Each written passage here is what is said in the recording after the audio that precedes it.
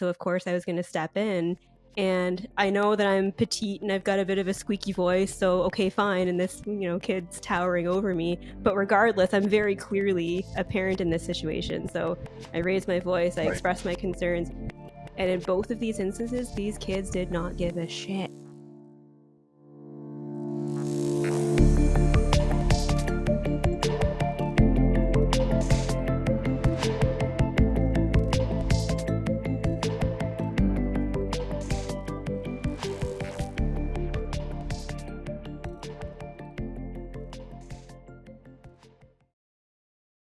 Welcome to Awake at the Wheel. In this episode, we're going to be discussing the topic of parenting. So this is one of my favorite topics to discuss for a number of reasons. I would say first and foremost because I'm a parent, but also in my professional life, this is one of the earliest topics that I tackled in my graduate studies, where my final capstone project was a parenting group for new moms. So this has always been a topic really important to me. Throughout my career, I've also been providing parent coaching to a number of clients. A niche that I have is providing parenting coaching to individuals who have children with ADHD. So that's why this is a very important topic to me. Oren, I know that you've got a ton of expertise in parenting as well. So talk a little bit about that. Well, yeah, I'm a parent as well. Started about 26 years ago, and that's always been interesting for me. Also, my first mentor, or my mentor in psychology, is psychodynamic. So, I don't go too far in that area, but recognizing the impacts of early experiences, seeing how parents engage with the child, or how they facilitate the child engaging with others, including siblings and peers, and seeing how the parents model for the children these things. So anyway, for many years, I've been fascinated in seeing how, from the youngest ages, children's personalities, their psychological functioning, the way they see themselves and how they see their role with others. It's always fascinated me. And then professionally, with the same mentor, I started doing parenting capacity assessments for children's aids, the Children's Child Protective Services and the courts around Ontario. And I did over 500 of them. And also custody and access, or like divorce, basically, hearings. Like I would do an assessment to see the different parents. So, I came from that approach. And also in my clinical practice, I work with very many families and parents. So yeah, and I'm a parent myself. And the first thing I always tell people is I say, look, I'm a parenting expert. I list my bona fides, and I say, and if you tell that to my kids, they would laugh in your face. Right. And that's just my way of saying it sounds great on paper or in theory, but in reality, it's so darn difficult, even for those of us who should know better. It's so hard to be able to conduct ourselves with our kids the way that we want to and the way that we know is in their best interest. So I think it's important for people to recognize that theory versus practice. Absolutely. And I'll echo that. I wonder if my son would laugh at me if I told him I'm talking about parenting today.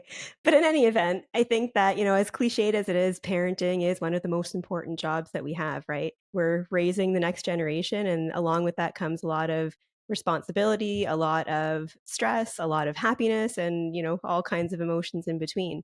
But as we know, there's no roadmap for it. There's no one size fits all. But today we're going to talk about a few different strategies that we've found that have been helpful with the clients that we work with. And I'll even say that a lot of these strategies are ones that I use with my own child. So there's a lot of trends in parenting these days. And again, I think that it's such a popular topic because people just want to get it right. I think that's what it comes down to. But one of the most popular methods of parenting is called gentle parenting. So the basic premise of it is, in theory, it's about respect, understanding, and empathy for one's child. Sounds amazing. But in practice, it doesn't seem to really go, as intended. So I think this is another example, as we say many times, good intentions executed poorly.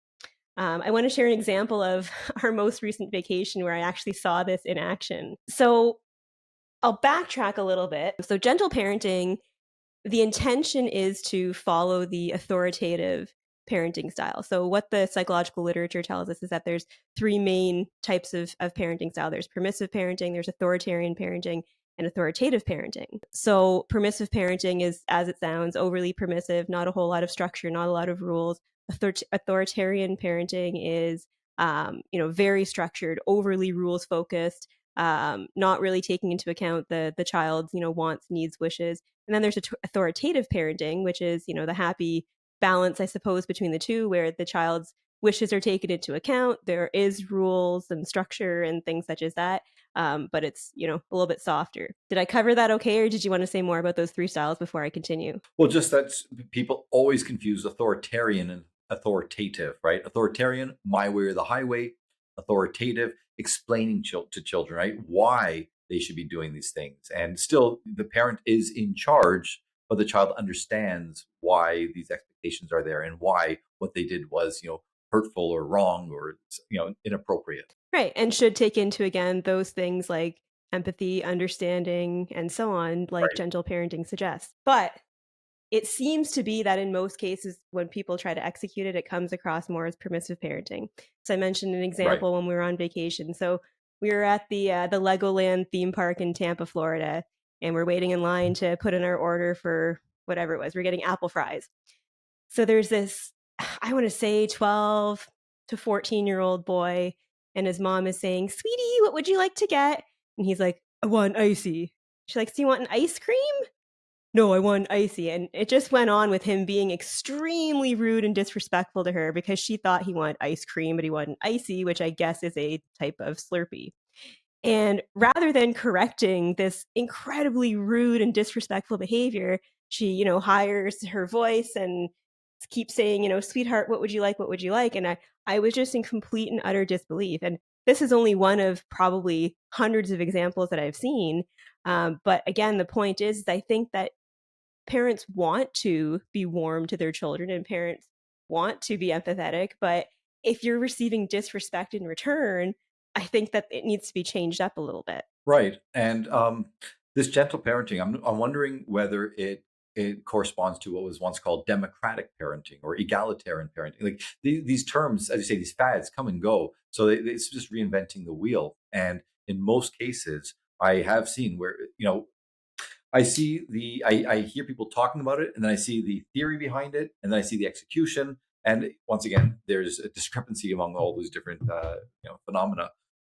But the thing is, that parents, I think, have a hard time.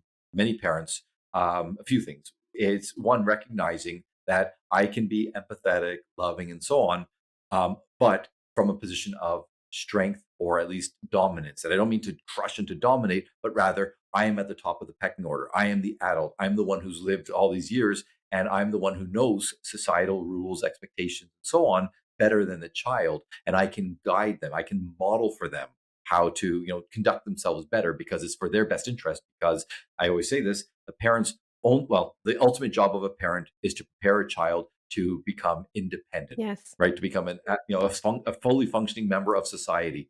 And you have to understand what the expectations are and so on. So I think a lot of parents have a hard time doing that and not feeling like a tyrant. But there are ways, and children, I say this to parents all the time. Of course, love is important, but children need that structure and guidance because without that external structure, they never learn to internalize that, and they don't have an internal sense of structure, coherence, stability, and then confidence.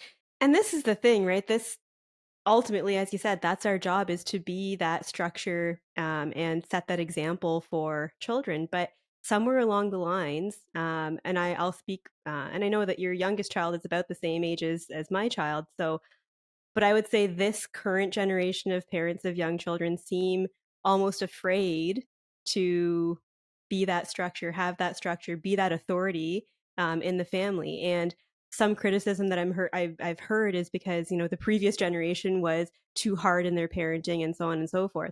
So it's kind of turning into a little bit of a mess, though, from what I'm seeing, because long story short, kids are running the show, like this kid at Legoland. One of the examples that I read about how to execute this gentle parenting is, with your 2-year-old, for example. If they don't want to put on their shoes, then you have a conversation about their emotions, about why they don't want to put their shoes on. And as a therapist, I can obviously understand the importance of emotions, but there's so many things wrong with that. There's a time and a place to talk about our emotions, but if we have to leave the house, we have to leave the house, put your damn shoes on, let's go. Right. And maybe that's a little bit too harsh, but I really don't think so, because when we look at what's developmentally appropriate, a 2-year-old or even a 3-year-old doesn't really know why emotionally they don't want to. I mean, chances are they don't want to put their truck down. But what they need to learn from us is, so what? There's a time and a place to do what you want to do, and there's a time and a place to get going and do what needs to be done. Right, exactly. And I think one of the reasons, in addition to this idea that people thought that previous generation, and it wasn't the last generation, it was like two generations Yeah. ago, maybe were too harsh. Because I've seen this progression of becoming more and more afraid to parent, right? So I think I see two or three major factors. One is parenting through guilt. Hmm. So many parents today are caught up in their own lives, whether it's a work life or they're addicted to their social, to their phone and so on. So they feel bad. So they feel that my time with my child, I don't want it to be full of conflict. I don't want to hurt the child again because they don't feel they've been there enough for the child in other capacities because of their own work or self interest, whatever. So I see a lot of parenting out of guilt slash fear. Number one, and number two, the problem. One of the other big issues is that their children are being exposed to more kids like them, like these unruly, entitled, spoiled kids. And I always tell this to my kids. I say when they tell me, well, my friend so and so, their parent lets them do this A, B, or C. I just tell them, and it mortifies my wife, but I say, look, they got bad parents. Yeah. I say that. Yeah. I just say those are bad, and I explain why. I say because, and I explain to them very clearly from the youngest of ages. I say that this is what's going to happen to those kids, and I tell my kids to look out for that and say, okay, to pick this up, not to be judgmental, but to be able to recognize, oh, this is what happens when you are raised this way. And by the way, I always tell my wife this, and it's, so far with all three kids, it's worked. I say to my wife when I talk to my kids in this way, I also tell them, look, don't say this to your friend. Don't say, oh, your father, my dad says your dad or mother is a whatever. Okay. I say that's going to hurt them. It's going to cause, conflict with you, and it's not going to help you function properly when you're, let's say, shit talking their parents, Hmm. especially when you say your parent says that. So, that's also part of being a parent, is like helping children navigate these tricky situations. So, and my children know what is appropriate, what to say in what context. If they hear me swear, they know in this context, some people say, oh my God, you swore in front of your kids. Well, that's how I was raised. I know when and when not to swear, and my kids as well. Right. I'm just picking one of these different things here. Sure. But the point is, right, I'm actively engaged with my children. I explain these things to them.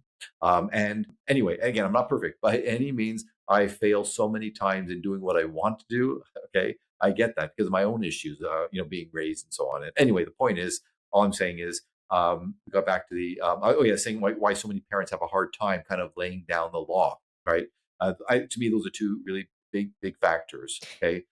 Anyway, I'll step Yeah. back for a second. So to go back to what you're saying about the guilt, and among moms, that's mom guilt. That's one that's talked about quite a bit. That was yes, there's another factor. Yeah. Yeah, Sorry. and I observe this with great interest because as a working mother, I totally get it. I understand that, there's a balance of responsibilities between my career, my goals in that respect, balancing my marriage, and then being there as much as I want to be there for my child. And I imagine that this sense of guilt for looking from generation to generation probably is stronger amongst mothers these days because there is a higher number of mothers that are in the workforce. So I think that's naturally going to come along with it. So I think that it's a very natural thing to experience, but can also be detrimental because if we're parenting out of guilt, we're parenting overly permissively, and we know that that's not what's in the child's best interest. And frankly, we're doing them a disservice. Right. And by the way, when I was saying about the third factor, that's what I was going to say about not just the mom guilt, but the fact is, again, with social media, parents Hmm. are being exposed not to just the experts, quote unquote, but to all these other mothers or fathers, especially mothers, right? I've had so many patients when they have when they're pregnant, they ask me, what should I do? I say, stay away from these mommy groups. Hmm. Okay. They are toxic. They have unrealistic expectations. Yeah. The parents can be terrible to each other. They're not supportive. And by the way, there are some good groups. I say, if you can find one, Yeah. I say, go ahead. It's great. It gives you camaraderie. It gives you support, gives you good ideas. That's great. I say, but also be very careful. Again, the judgment is so much harsh judgment, and whether you feel that you're not measuring up to everybody else, which again, this is an illusion. We've talked before about like what you're seeing on social media is not necessarily veridical. It doesn't correlate with reality. Okay, or once again, these parents who actually do shame. And I've seen it. I've had, either patients or friends show me these posts and like, oh my goodness. And all the while, it's basically gaslighting because they're saying, come, we're a welcoming group. We're going to help you be a better mother, a better you, etc. And at the same time, they're shaming you. Yeah. So just be very mindful of that. We've never had that before, never to this extent. Access to all these different, resources telling you what an incompetent and ineffective and inadequate parent you are. And actually, as you mentioned that, I certainly wasn't planning on sharing this in our discussion today, but I feel like I'd be remiss if I didn't. It's been kind of tucked away for a number of years, but this stuff didn't exist quite as much 12 years ago when I had my kid, but it was starting to come out as far as the Right. forums where people post their opinions about things, and lots of excessive information about what to do, and what the best this is and that, and so on and so forth. And I actually ended up developing postpartum anxiety, which is a huge part of why in my graduate studies I decided that I wanted to do something for new parents and help to equip them with what I did not feel equipped with because of this bombardment of all of this information, which frankly, what I found, and this is what I taught to the new moms that I worked with, is it's numbing our own instincts. I always talk about parental instincts and how strong they actually are. And in this, again, overwhelming amount of information that's out there, it makes us ignore our instincts, it makes us second guess ourselves, and frankly makes us feel like shitty parents. Right. And the fact is, look, not all parents are equal. Some parents have terrible instincts. That's just a Fair. And I'm fact. sure in your assessment work, you unfortunately did come across that. Yeah, yeah, I'm biased in that regard. That's mostly what I saw. Okay, but for the average parent, yes, you do have certain instincts, and recognizing that your instincts may have been, let's say, biased or distorted due to your own upbringing, right? Like that's something I struggle with all the time. I get triggered, and and I recognize that, and so I think being aware of that, I think, is so important, and to be able to communicate that to our children. I have so many parents who say like they're so terrified. I don't want to, harm my kid like my parents did to Hmm. me. I say, well, you know what? Every parent messes up their kid. I go, that's our job. Okay, we don't mean to, And we not don't know about it until they're it's in our 30. or sooner. But we're trying our best. But I just say to people, like, thankfully, the average human is pretty. The average kid is pretty resilient, Yeah. and they can go through a lot. And I say, I've seen the worst of the worst, and Hmm. I've seen kids go through that even. So I say, what you're doing, I say, A, is not the worst of the worst by any means. And B, I say, the very fact that you're concerned about it is something that your parent didn't do. They didn't show concern. Maybe they were, but they never actually, acted on it. Right. And then C, most importantly, you're acting on it and you're trying your best. You're communicating with your kids. You're explaining to them, why you did that. And if you screw up, like I tell it to my kids all the time, I say, hey, you know what? Daddy had a temper tantrum. Yeah. Right. If I, and I explain, I say, here's why what you did was wrong. Here's why we called you out on that. Here's why I was upset. But my level of upset was not proportionate to Right. what you did. I say, that's on me. I say, I had a temper tantrum. And I explained to them that's because of my own issues. I try my best. I'm trying, and I always tell them that. And I say, that doesn't change how much I feel about you. I love you, etc. I say, so I say, on the one hand, I show them two things can be true at once. One of the most important things you can teach a child, because everybody knows this intellectually, but so many people live as if it's not real, which is, I can love you. I can, have your best interest and everything. And sometimes I can screw up, right? Okay. Or you screwed up and you did this, but I also screwed up and I overreacted. So neither is okay, kind of thing, right? Like two things can be true at once. Right. So I always tell people, communicate with the kids and it will mitigate somewhat, the potential damage that you could do. Absolutely. Yeah, and that is the way to teach kids about emotions, right? Is showing them that Right. we as adults can mess up, but here's why and here's what to do differently in the future. Yeah. Right. And that commitment to trying, again, is modeling, is not just do what I say, but it's actually try to do as I'm trying to do. Yeah. Yeah. So as far as, again, I'll say it again, parenting is near and dear to me. Being my son's mom is my favorite thing that I do. So before we get into some strategies, I want to preface with I truly use these in my own household and I find that they work. Is there one size fits all? Of course not. But I wouldn't be making, any sort of recommendation in this regard if it's not something that I really believed in. So early in my career, my mentor and our colleague, Dr. Speck, wrote a book. He got a lot of flack, he got a lot of heat for it, but the title of the book was "Don't be a Wimp, Raise a Strong Leader." And it speaks directly to what we're discussing here as far as, this gentle parenting approach, this overly permissive parenting approach. And the term that he used throughout his book was wimp parents. A lot of psychologists, a Right. lot of other professionals weren't too happy about it. But basically, the premise of this book was Dr. Speck went through interviews with 6 Canadian leaders and asked them about the ways in which they were parented, and looking for the ways in which that they were parented that were common amongst these 6 leaders, insofar as what made them the way that they are. And he found that there were 6 key things that happen in all of these families and all of these households in one way, shape, or form.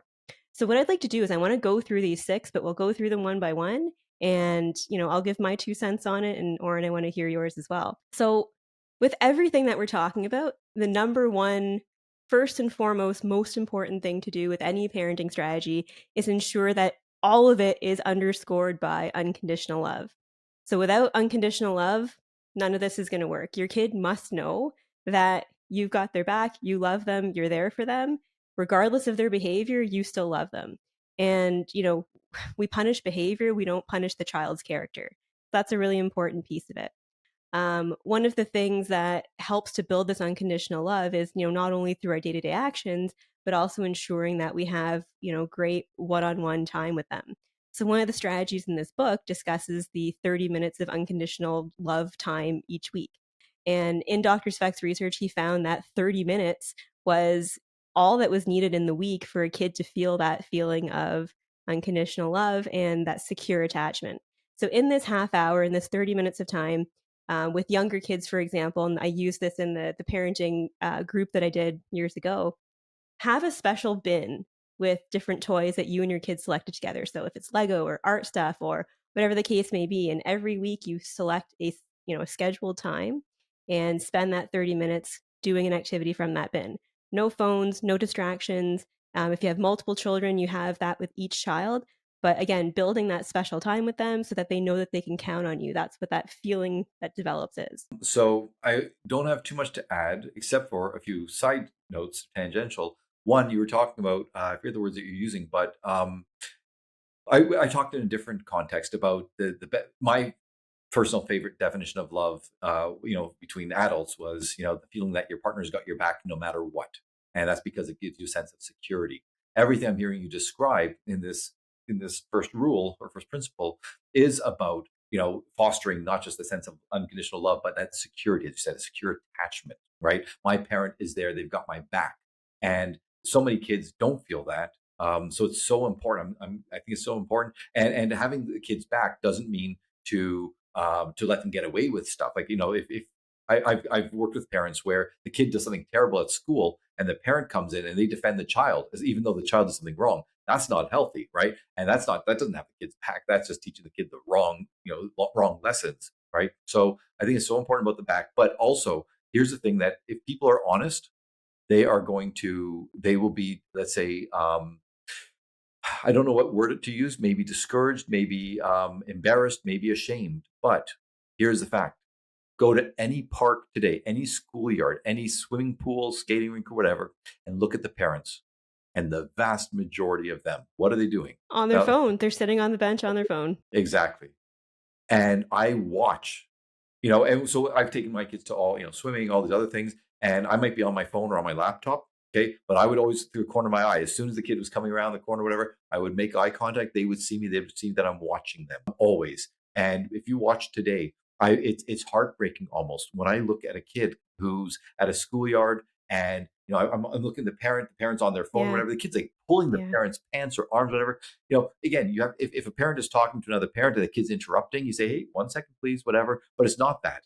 The kid is just feeling neglected, and they don't feel the parent has their back or is invested in them or something like that. And that's what they're seeing constantly, whether it's at the dinner table or at the park or whatever else. So parents have to be so mindful of that because we've never had this in the history of humanity that a parent that so many parents were so distracted from their kids, and just not showing them that. So what is this doing to these kids? We don't know yet. I mean, we see it anecdotally, but what impact will this have on these generations? So I'm hoping that parents will do their best to be aware. I mean, even what parents pushing a kid in a stroller, fine, it's a stroller, like But even that, when you watch that, the parents not even making eye contact with the kid Yeah. at any time, and I see that the kid's looking, they're looking, they're looking. That's part of that attachment, that you make that eye contact, and kids are being robbed of that. Hugely, yeah, and it's funny as you're telling that, giving that example, I was thinking about when I was a kid and the newspaper was the thing, right? But that was pretty easy because when I was reading the newspaper, I would just put my hands over it and say, "Dad," right? But these days it's quite different, and like you said, this is the first generation, and we don't really know. I think we can make a pretty educated inference about what the impact is gonna be, but we don't know yet what the long-term impact of it is going to be, but I imagine it's not good.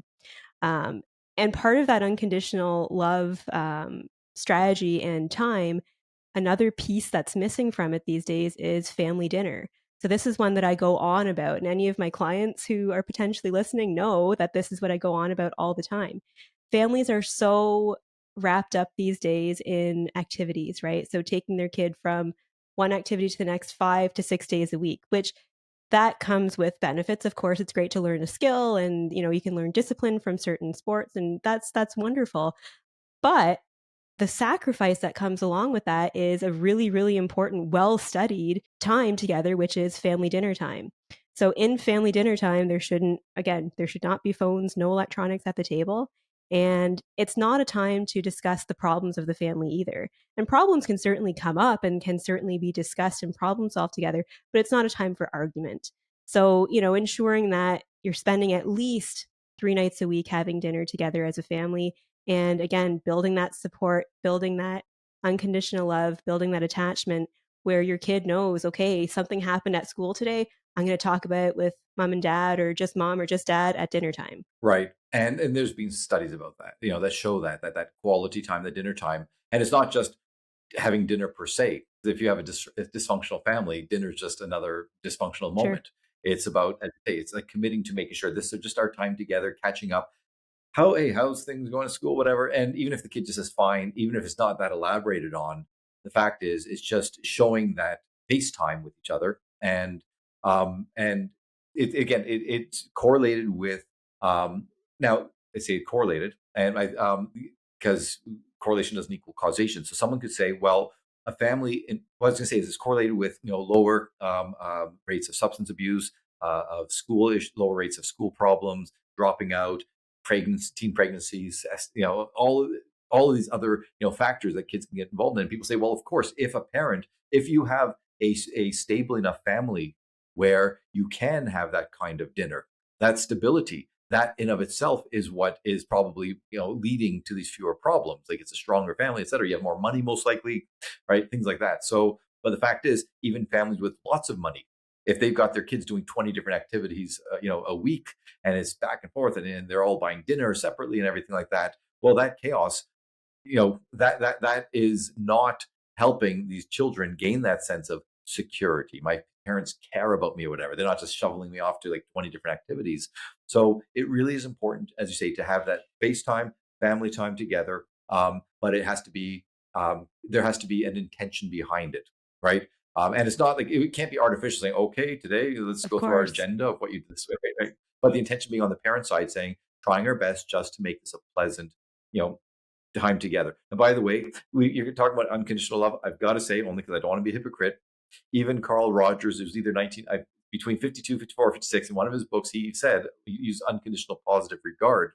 And what he said was, though, he said, even though in theory, this is how somebody becomes a fully functioning, healthy human being, he goes, in practice, it never actually happens. He does not believe there is such thing as true 100% unconditional positive regard. There's always conditions put on it, like in reality. So I just want people to understand that what we're talking about, unconditional love, it's a principle, it's a premise, it's we're trying to do it. We're trying to act It's an as if. attitude to strive towards, I guess, is a good way to put it. Yeah. Exactly.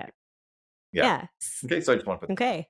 So let's move to principle number 2. So this is called the sponge factor. So it ties into what you were saying earlier as far as the example that we're setting for our children. Children are sponges. They pick up everything we say, we do, whether we think they're listening or not. They're a lot more perceptive than we give them credit for. Specifically with regard to, raising a strong leader, we want to ensure that we are demonstrating good emotional intelligence and strong work ethic. So this isn't necessarily, and this is a tricky one because, in one breath we're saying don't ignore your kids and don't, be distracted when you're with them. But on the other hand, it's important for them to see, mom and dad work, mom and dad have responsibilities, and in turn, you have responsibilities in the house as well. So again, demonstrating that strong work ethic, demonstrating the way that the household is run, the way that we behave, the way that we emote. These are all really important factors with respect to that sponge factor. Right. And the only thing I'll add is I use a term with my patients. I say be a good citizen within the home.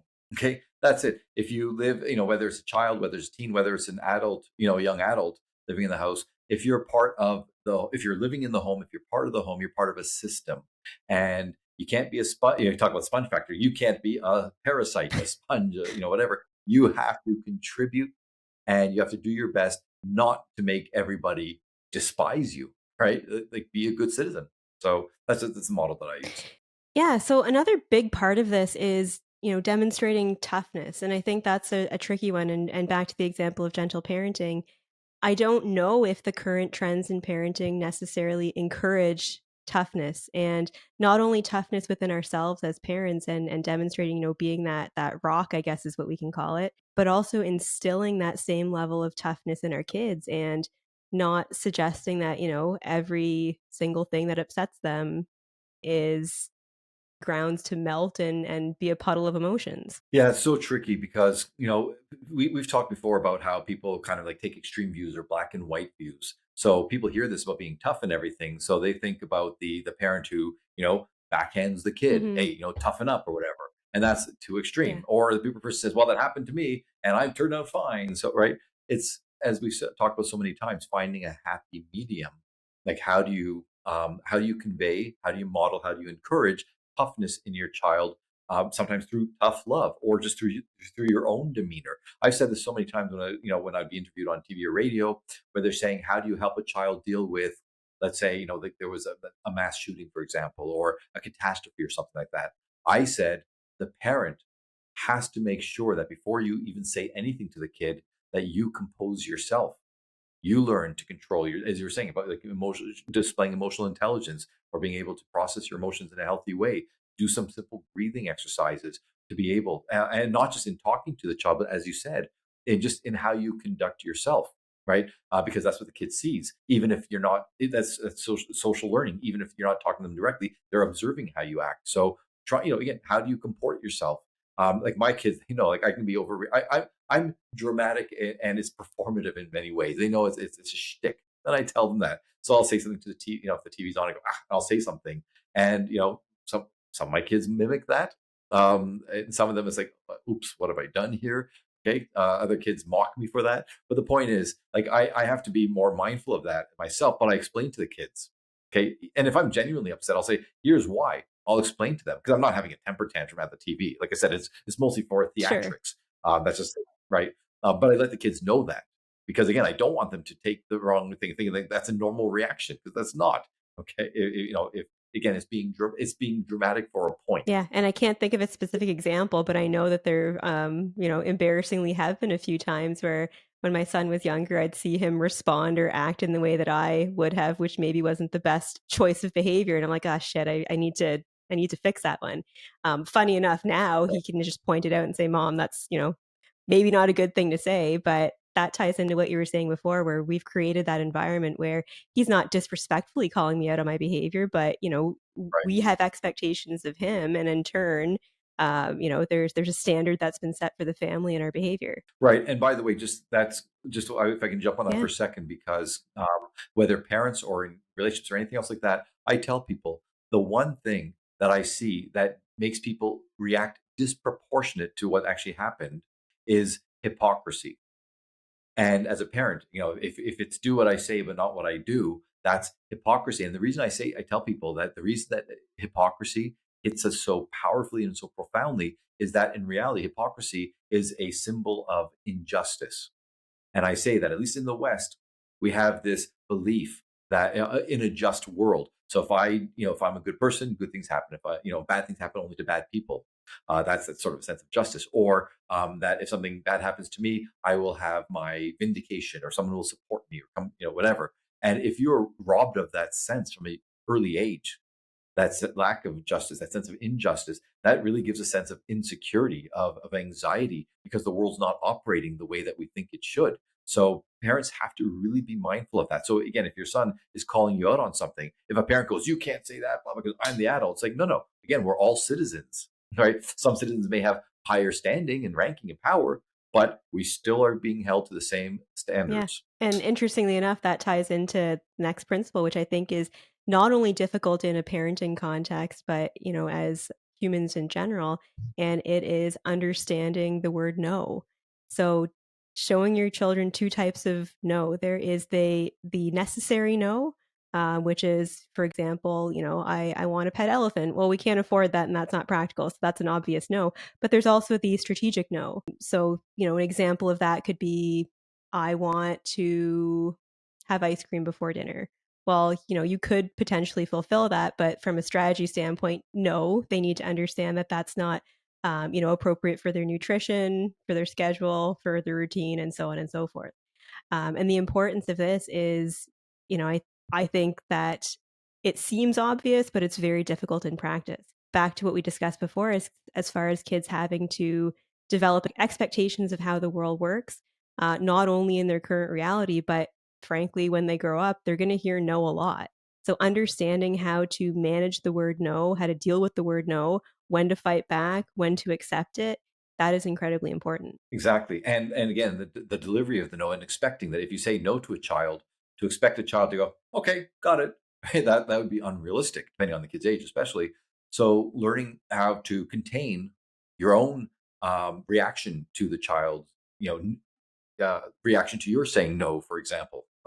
It's so important. As you say, like I say this to the kids all the time, and I say this to parents, when I say, when you are imposing a no on the child or expectations, I tell them, I say, "Look, I know you don't like it.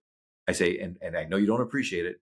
I say, one day, I say, I promise you," and I say this to parents as well. I say, I tell them, I say, "You're going to realize this was actually for your benefit." Then I go back to the whole, I'm trying to raise you to be, a self-loving, self-efficacious, active participant in your own life, right? An independent person. So I say that to my kids. I said it for the youngest of ages. And again, I say this to parents. I go, the kid's not going to accept it. They're not going to go, "Oh, thank you. I didn't know that. I understand. I accept your no now." I say that's not going to happen. But the more you do it from the beginning, you're laying this foundation, and eventually it will sink in. Because if you never do it, or you don't do it until they're teenagers or something like that, it's almost too late, right? It's hard to get them on. It's never too late, but it's really hard. You want to get them on board from the earliest of ages, so at least they hear that narrative. Again, they may not appreciate it, they may not fully understand it, but they're starting to develop that foundation of understanding, and eventually it will sink in, and they will be a better functioning person. Absolutely. And that ties into discipline in general, right? And discipline's another tricky one Yep. where I think, and I'm sure you've observed in your work that a lot of parents use age inappropriate discipline. So I would say when it comes to, the rules and the consequences, first and foremost, you need to recognize what is and is not appropriate for that child's developmental and cognitive capacity to understand, if I do X, then Y will happen. Right. As far as discipline, though, I think that one of the most important pieces of this, beyond what we're already talking about here in terms of learning how the world works around them, is creating self discipline. And that's something that is, frankly, lacking quite a bit in people these days, is this degree of self discipline. People are very focused on, what they want right now. They're focused on, pleasure versus hard work and delayed gratification. So instilling discipline, rules, consequences, logical consequences for actions is incredibly important in developing that degree of self discipline as well. Right. And talked about this in a previous podcast, where the marshmallow test, the ability to, I think, may have talked about it. I think it was in the 50s or at least the 60s, where a child's ability to delay gratification in the moment, as a young child, for, I can get one snack or one treat right now, or if I wait 5 minutes, I can get a handful, right? The children who are able to do that at a young age, that predicts, pretty powerfully their ability to succeed in life later on. So yeah, it's really important for parents to teach all those things that you mentioned, and to do it in a healthy way. Though again, the authoritarian way, it doesn't teach the child that there's a benefit to doing it for their own development. What it teaches the kid is, okay, in this context or around this person, I better not do this because I don't want to get punished, okay, or I can't get away with it or something like that. Versus an internalization of all of the things that we're talking about. Absolutely. And as far as discipline and back to, age inappropriate, I think that it's important for us to talk a little bit about spanking because I know that that's a controversial topic. I personally don't think, and I agree, and think that there's literature that agrees with this statement that it's not helpful, especially for certain children. And of course, there are laws that surround it as well. But physical discipline is something that's been around for many generations, but I think the research is now emerging that it's not helpful or useful or any more helpful or useful than having proper developmentally appropriate consequences for kids. Yeah, and it's so difficult because I mean, parents say that. Well, I mean, there is some research showing that in some very narrow context, some kind of physical discipline can be helpful, right? But as you say, it depends on the child, maybe the child's temperament, uh, their development, their ability, their emotional functioning. So and you don't know that, number one, and number two, the kind of physical discipline, it has to be meted out in a very controlled, compassionate, educational manner. And most parents, when they do that, that's not what they're doing. It's in the moment, they're It's out reactive. of And so anger. the child is not, it's out of anger, exactly, out of anger and frustration, sometimes fear. And that's what the kids are seeing, the franticness of it. They're not getting the potential benefits. And again, it's only potential because I always tell parents, I say, err on the side of caution. Now, here's a problem, and people don't want to talk about it. But the fact is, and I'm going to sound really conservative here, and I come, and people, anyone who knows me knows I'm very liberal, and I come from a very, let's say, untraditional family, right? But the fact is, I've had so many parents, whether they are single parents or they are divorced, like, sorry, they were single parents, whether they went through a separation or divorce, or they have another partner who's just not present. And I say that this is why, in theory, you need, and now it could be a man and a woman, or it can be a tough and a softer Yeah. person, whatever it is, even if it's two women or two men, as long as the children know that they're, first of all, you want, as you say, about the love, coming from both parents, of course, but there has to be at least one who they know, okay, that's the disciplinarian. They're going to bring down, they're going to hold me to account.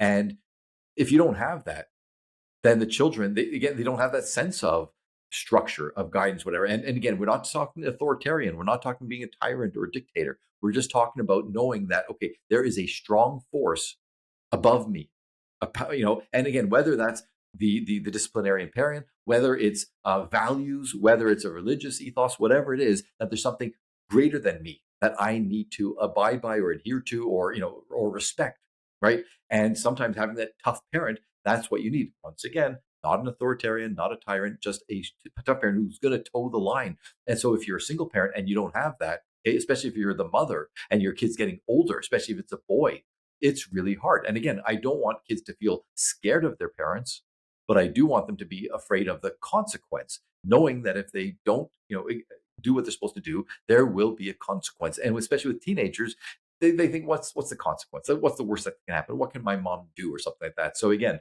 if you have two moms or two dads, as long as one of them really is the disciplinarian in the family, and it's hard to do as a single parent Yeah. unless unless you are that role, right? So anyway, so I just want to throw that out there as another Yeah, factor and that's to something consider. I have observed both professionally and personally as far as teenagers especially, they don't care about authority. Like it's wild and I don't know, how broadly this is appearing. But I don't know, when you and I were kids, I don't think that if I'm thinking of a specific example and I'll give the example, but if somebody's mom or dad or if the teacher or the principal caught us out of line, it was like, oh shit, I better, smarten up. I'm not seeing that. There's been a couple of times. So my son and I, our 30 minutes of special time together is on Friday afternoons. He's 12. He doesn't need me to walk home with him anymore, but that's been our routine since he was 4 years old. So we've kept that up. And that's when we talk and we, talk about the week and so on and so forth. But in recent years, there's been two incidents where, older kids were behaving poorly and did so in my presence. It involved my kid directly, so of course I was going to step in. And I know that I'm petite and I've got a bit of a squeaky voice, so okay, fine. And this, kid's towering over me. But regardless, I'm very clearly a parent in this situation. So I raised my voice, I Right. expressed my concerns. And in both of these instances, these kids did not give a shit. I was more surprised by that than their behavior. Their behavior was terrible to begin with. But my point in telling this story is that I think that there is a significant lack of discipline in people's households. If, not only can I see this in two instances out in the world, but, in clinical practice, it's pretty evident as well. Exactly. And look, first of all, anyone would say teens don't respect authority. That's a fact. Okay. We don't.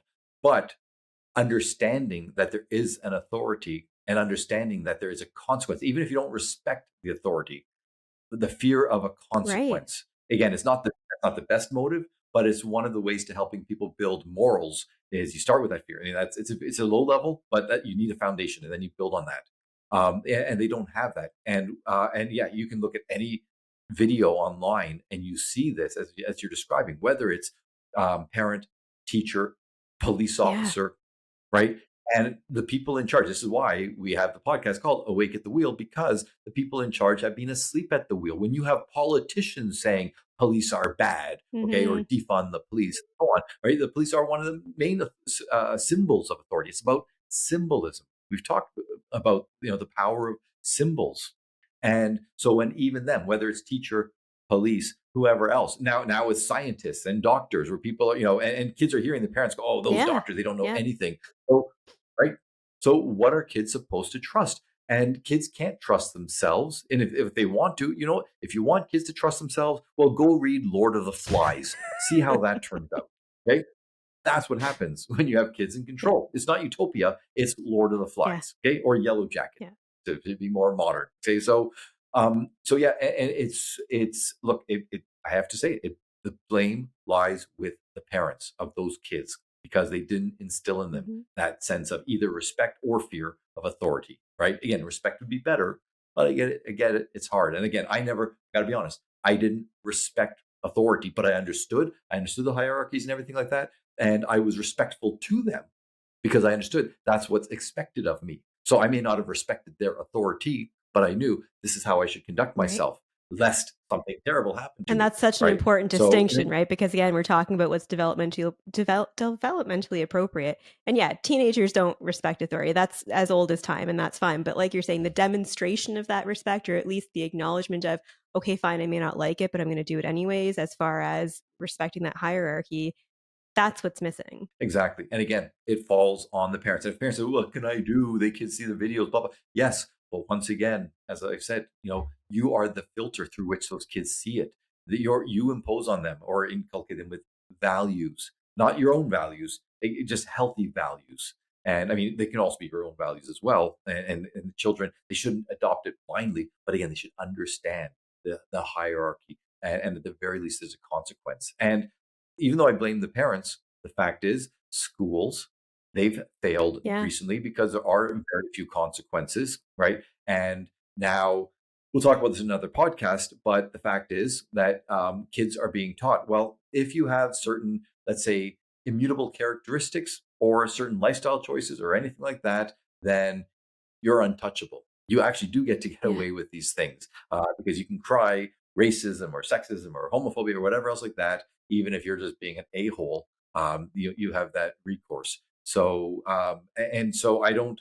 I'm saying this because even for the parent who's the most diligent, who's trying his or her best to raise the kids with a strong set of values, respect for et cetera, it's an uphill battle. I get it, but what are you going to just throw up your hands? No, as a parent, it's your job to say, I'm going to fight to make sure that no matter what's going on outside there, my kid has at least some sense of, I don't know, decency. Yeah. And again, it's not just about being a decent, good, compliant person, because I wasn't any of those. Okay, it's about having the wherewithal, the ability to know what's right and what's wrong, to make the decisions, and to feel the confidence in your ability to, again, you're being the child, the teens, ability to navigate these situations in a productive manner. And I actually love the way this conversation is flowing because this flows right into principle number 5, which is helping your child to develop a sense of what's right and what's wrong and fighting against what's wrong. And, I guess we can give our parents credit for this one here because as evidenced by our podcast and other things, that's something that I think is a really important core value for both of us where we if we see something is wrong, we're going to speak up. And empowering your children to do that is incredibly important, but also helping them to temper when to speak up and maybe when to be more diplomatic about it. I'm still working on that one a little bit myself, but it's a really important skill and characteristic to not only have in ourselves, but more importantly, since we're talking about parenting, to instill in our kids. Exactly. And with my parents, they never told me any of this stuff. They did Yep. it. They lived their lives that way. They fought for what they felt was right. I saw them do it, and sometimes to their own detriment. Not huge detriment, but I saw, yeah, these are values, and I've always had that. And again, as a kid, as a teenager, I was a conundrum for many teachers and people because I was usually the smartest in the class, but I was also the class clown, and that's a nice way of putting it. As I got older, the class clown became class something else, right? And so again, I when I'm working with parents and they tell me what their kid's doing, actually I tell them I say, well, compared to what they could be doing, it's not that bad because parents think, oh my god, my kid's not perfect. I tell the parents, I say, here's what I did as a teen, right? Your kid's age. Yeah. Okay. And I say, my parents would have loved to have your kid, kind of thing, just to give Yeah. perspective. So what I'm saying is, it's easier for me to say now as an older person to recognize that. And but what I'm saying is, despite how rotten of a kid I was, and as terrible as a teenager I was, despite all that, the thing that really I saw from my parents was that idea of fighting for what's right and calling out what's wrong, as you say, sometimes diplomatically, sometimes not so much. But that value of something even sticking up for the underdog and so on. By the way, I don't expect that from most people because they don't want the target put on Yeah. their backs. I get that. Right. So as you're saying, sometimes you have to know you pick your battles and so on. But even understanding, even if I say, you know what, I should have acted in the situation, but I didn't, not to make excuses, but to recognize why I didn't do that. Teenagers can do that, right?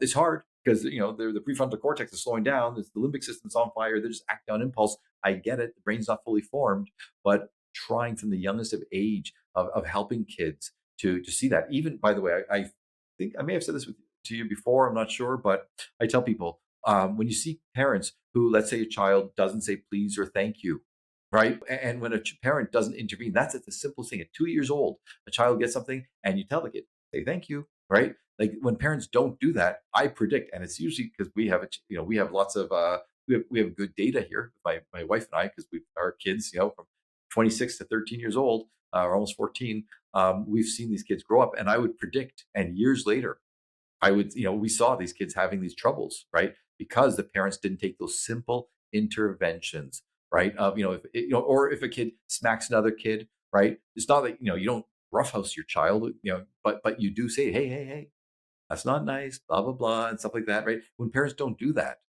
you have a pretty good predictor, like I said, or prediction of what's going to happen later in life. So it doesn't have to be rocket science. Even just the basics, basic decency. That's what parents have to. They have to model. They teach. They encourage, and they maintain. And it almost feels like so rudimentary that we're saying that, but it's so true, and it's so lacking, especially Yeah, to align with all of the topics that we've discussed in this podcast across episodes. There seems to be a significant lack of empathy towards other people, respect for other people. The list goes on, and kids are seeing that, right? They're seeing that.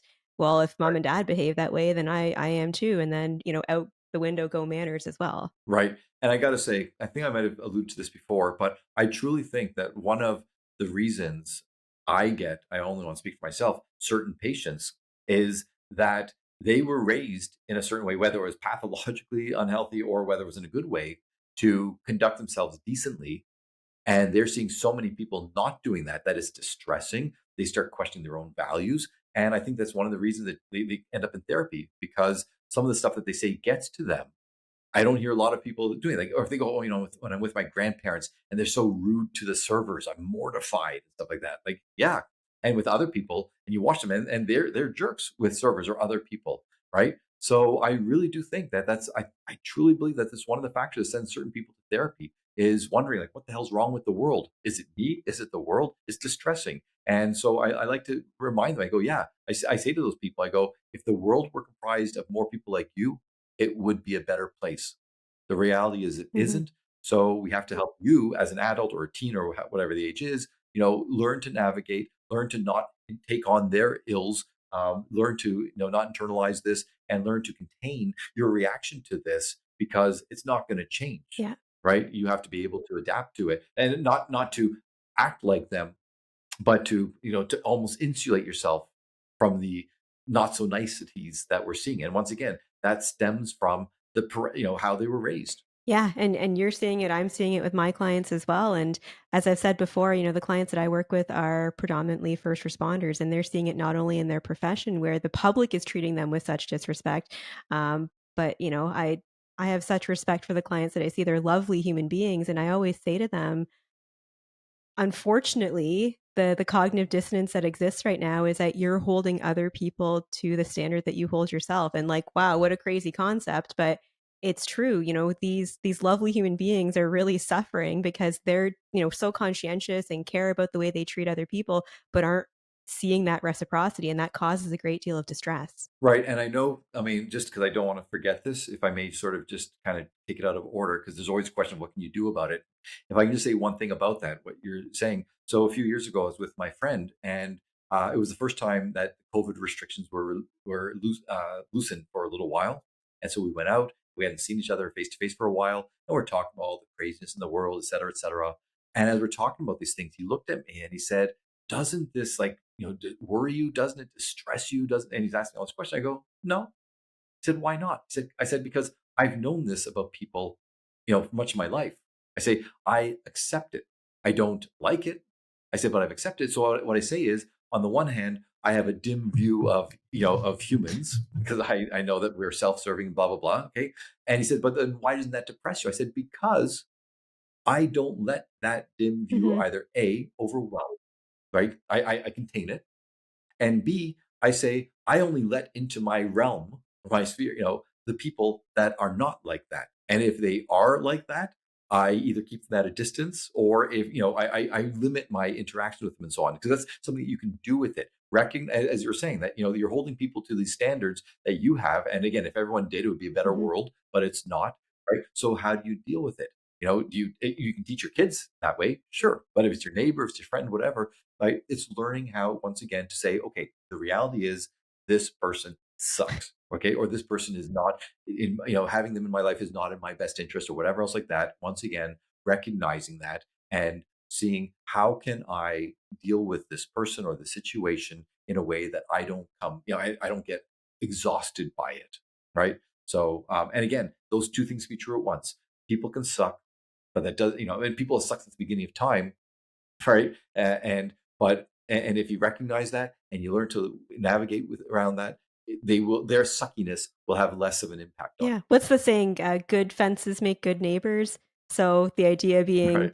the better boundaries we set, the more we can get along with people that suck. Unfortunately, that's, the whole point of boundaries. Yeah. Exactly. So principle number 6 ties in a little bit to number 5 as far as teaching your kids how to win, having a good attitude with regard to, not only having a bit of a competitive nature and wanting to be the best that they can, but also teaching them how to lose.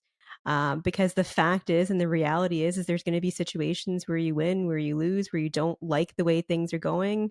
So having that like first and foremost, again, that attitude of, wanting to be the best person that you can, which, in turn can often lead to winning, but also, and I would say maybe more importantly, learning how to lose. Right. And yeah, losing with dignity, with grace. And sometimes the loss is due to unfairness, right? And helping somebody to be able to cope with that and go, yeah, it wasn't fair because, right? And what do we do about that? I've had to deal with that sometimes when I'm teaching, when I was coaching sports, okay, or helping others. And it's the thing is, and it's so important, whether we're doing this with our kids or with ourselves, it's not minimizing it. So when I say, yeah, the world is unfair or people suck or whatever, it's never to minimize somebody's experience. But it's by the same token, we don't want to, exaggerate their experience. We don't want to make, let's say, losing a Right. catastrophe, right? We try to keep it in perspective, right? So I think it's really important to help somebody. Basically, it's a cliche, and so much of what we're saying, as you say, it's almost either common sense or it might seem like a cliche, but it seems like common sense has gone out the window these days. So it's good to hear this again.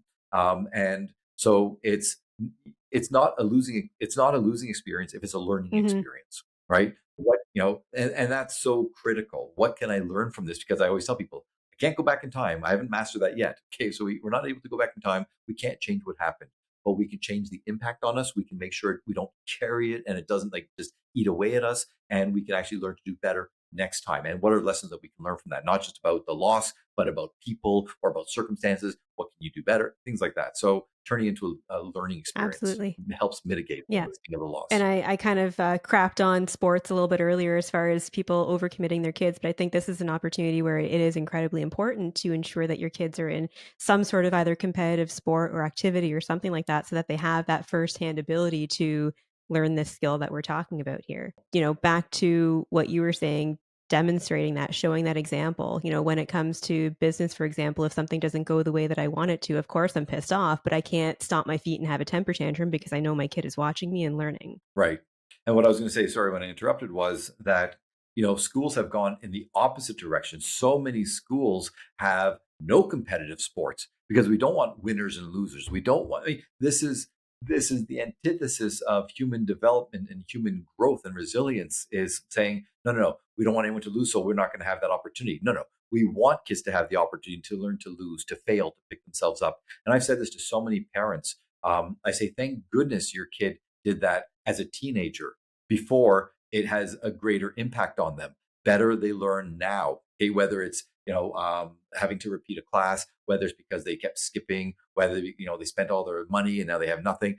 I say let them learn these lessons early on, right, as opposed to later. And if you don't have that competitive sports, if you don't learn to lose either with dignity or learn to live, learn from that, or realize, oh, maybe this isn't my wheelhouse. I need to find something else that I can excel at. I'm never going to be able to do A, B, or C. Nothing wrong with that. Focus on D, E, or F, right? We are robbing kids of that when we rob them of the competition. And again, I'm not, we don't want to go black and white here. I'm not talking about, Thunderdome. I'm not talking about two kids enter, one kid leaves.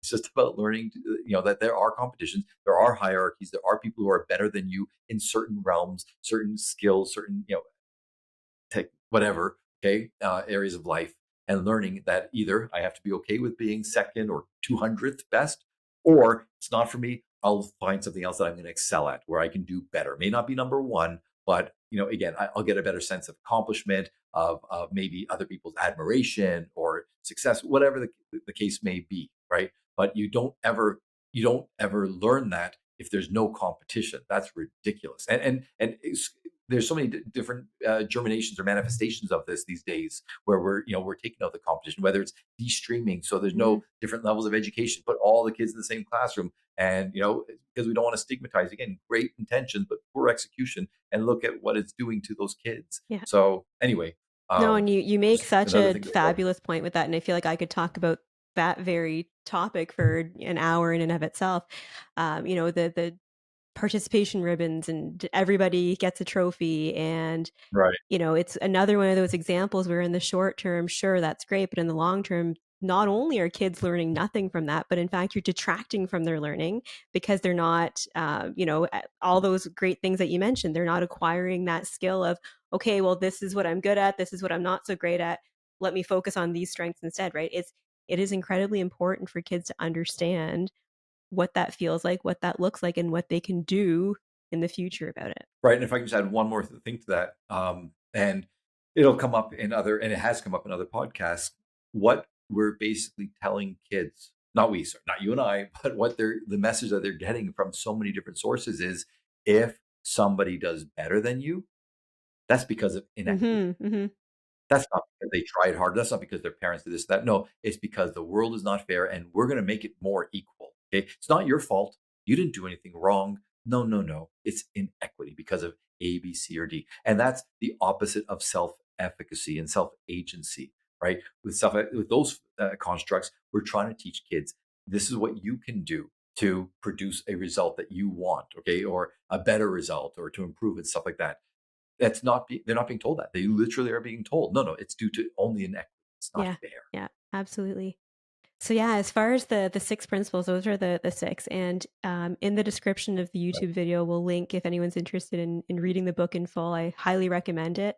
Um, Again, it's principles that I've been using for some time with my own son, and I truly believe in what we've talked about here. But as far as our typical question, okay, so we've presented all of these different things, but what can parents do, right? It can be overwhelming to implement a million different things all at once. I would say for parents who are interested in making some changes, pick one that we talked about, and work on implementing it for the next month. And I imagine that it'll come with some challenges, some frustrations. Like you said earlier, Oren, right? It's never too late, but the later we start, the more challenging it can be in terms of changing our parenting. So that's one thing that folks can do about this. But another is, and this goes back to my early work with parents, is focusing on yourself and ensuring that you're the healthiest that you can be, so that you can be the best parent that you can be. So an acronym that I like to use is NESTS. That stands for nutrition, exercise, sleep, time for yourself, and support from others. Looking at different areas in your life where you can improve that again. So making yourself the healthiest you can be to be the best parent that you can be. Excellent. And I would say, we've sort of talked about this already with ourselves, having self-compassion, recognizing that just the effort, just trying to, just even thinking about this is a good big step that a lot of parents don't do, right? Like truly, not just a lot of parents are worried about it, but they don't actually think about how can I, avoid these issues or do better here. So thinking about it and so on, it's a great step. Then trying to actualize it and recognizing, that's why I keep using myself as a model, saying, even with our best intentions, we are going to screw up. We don't let that deter us. We don't go black and white and say, well, it's impossible or something like that. We try our best to do better. And if the kids see that, and if we communicate that to them, we show humility. We can have the strength. We're the parent, but we can also be, humble. We're not our kid's friend. Anyone who says that, I hate when parents say that. We're not the kid's friend, right? We can be friendly. And if our kids become 20s, 30s, whatever, we can be their friends. But as teens, whatever, no, we're the authority, but we are a benevolent authority. We are a loving authority. We are an accepting authority, but we are also the authority, and we have to live that. We have to, lead that role. So while we're doing that, recognizing that we can do that from a place of compassion, but the self-compassion is so important because we're going to keep screwing up, and we own those mistakes, right? We have to always own them. And it's because some parents are afraid that if I tell my child I screwed up, don't I lose my authority? No. No, you show them that's how you manage authority. You own it, you recognize it, you show when you make mistakes, you model for them how to deal with it with grace. You don't make excuses, you don't deny it, you don't gaslight them. You say, yeah, I screwed up, and I'm trying to do better. And because why would you want to, like, how would you expect a child to try to do better by you if you're not willing to try to do better by your child? Absolutely. Yeah. All right. So I guess with that, as always, until next time, keep your eyes on the road and your hands upon the wheel. As much as we love listening to ourselves speak, especially me, we would love to hear from you as well. So our emails are in the description below. If you would please write to us with your questions, feedback, comments, topics that you would like us to cover. We can do this together, the two of us, but it's much better if we do it together. So we look forward to hearing from you, and we are going to have a segment called Rounds Table, where we're going to discuss the feedback and the questions and so on from our audience, and we will take it to the next level. We're going to help you be able to deal with some of these issues that you might be bringing us, or it's going to be a topic for us to explore together. And we really look forward to building a community of like-minded people who want to do right by others, not just for themselves.